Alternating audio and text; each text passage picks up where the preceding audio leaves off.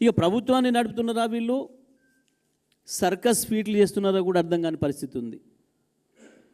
ఒకవైపు ముఖ్యమంత్రి ఒక మాట, ఒక మంత్రి ఒక మాట, ఒక మంత్రి ఒక మాట, పోలిక లేదు, పొంతన లేదు. శాసనసభలో అదే పద్ధతుల్లో, బయట మాట్లాడినా అదే పద్ధతుల్లో.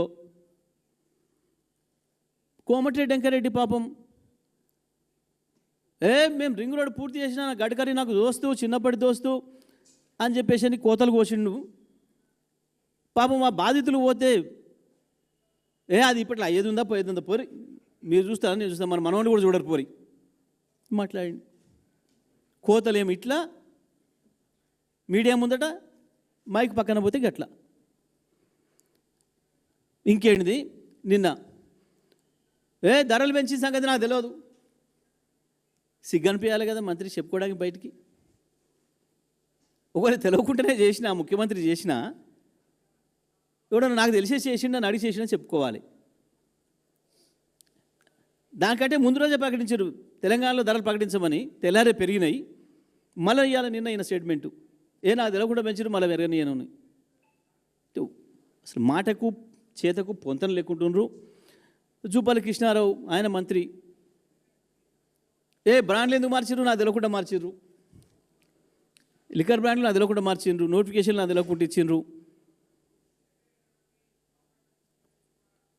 తమిళనాడు కాడి నుంచి వెళ్ళి ప్రాణహిత వచ్చి ఇక్కడ కలిసేటప్పటికి నీళ్ళే కొత్తగా చేరవు. ఎక్కడెక్కడికి వస్తాయో చెప్పుర్రి. అసలు అది ఎక్కడుందో తెలియదు మేడిగడ్డ, అయినా మాట్లాడేస్తారు. ఎమ్మెల్యేల సర్కోసులు ఫీట్లు ఇంకా గమ్మత్తుగా ఉంటాయి. రాజగోపాల్ రెడ్డి మొత్తం నిరుద్యోగులకు అన్యాయం జరుగుతుంది ప్రభుత్వంలో, ఇస్తానని ఉద్యోగాలు ఇయ్యలే, మోసం చేసిన మన గవర్నమెంట్ అంటాడు. మళ్ళీ తెల్లారే ప్రభుత్వానికి నాకేం తేడా లేదు, ముఖ్యమంత్రికి నాకేం గ్యాప్ లేదు, వీళ్ళ మధ్యలో పుట్టిస్తున్నారు. ఏందివి, ఏం స్టేట్మెంట్లు? జడ్చర్ల ఎమ్మెల్యే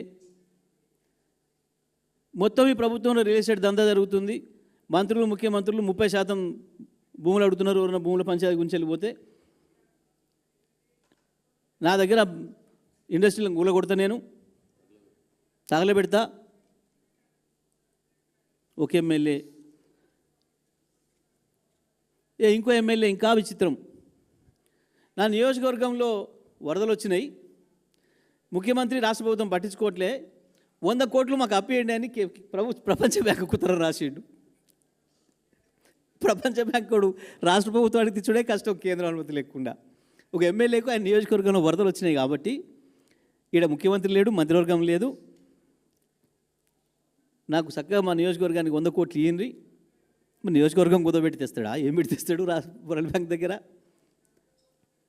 ఒక్కొక్క ఎమ్మెల్యే ఎంత అద్భుతంగా.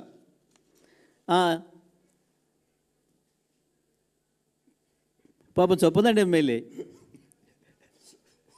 ఏంది, అసలు రిజర్వేషన్ ప్రక్రియ తప్పుంది, ఏకంగా చీఫ్ సెక్రటరీకి లెటర్ రాసిండు. ఇక మా జిల్లాలో ఎమ్మెల్యేలు అయితే పాపం సరే వాళ్ళ పేర్లు నేను తీసుకోలే కానీ మరి అంటే అసలు ఏం జరుగుతుంది ఈ ప్రభుత్వంలో? సరే వీళ్ళ సర్కస్ ఫీట్లు చూసి, వీళ్ళ అద్భుతమైన విన్యాసాలు, దాన్ని ఏమంటారు పిల్లలు నేర్పేది, చైనావాళ్ళు చేస్తారు చూడు బాగా, జిమ్నాస్టిక్స్. వీళ్ళది జిమ్నాస్టిక్స్లో పోటీ పడుతున్నట్టు కనబడుతున్నారు అంతా.